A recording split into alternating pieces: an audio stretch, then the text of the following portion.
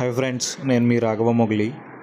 రీసెంట్గా నేను ఢిల్లీ వెళ్ళానండి. ఢిల్లీ వెళ్ళినప్పుడు అక్కడ ఫ్లైట్ కొద్దిగా దూరంగా ల్యాండ్ అయింది. సో ఆ ప్లేస్ నుంచి మనం ఎయిర్పోర్ట్కి బస్సులో ట్రావెల్ చేస్తున్నప్పుడు నేను ఈ వీడియో తీశాను. యాక్చువల్గా ఈ ఫ్లైట్స్ అన్నీ వన్ బై వన్ ఎలా ఉన్నాయంటే, యాక్చువల్గా మన ట్యాక్సీ స్టాండ్లో ట్యాక్సీస్ ఎలా అయితే పెడతామో అలా ఉన్నాయి. సో ఈ విషయాన్ని మీ అందరితో షేర్ చేసుకుందాం అని చెప్పేసి నేను ఈ వీడియో తీశాను.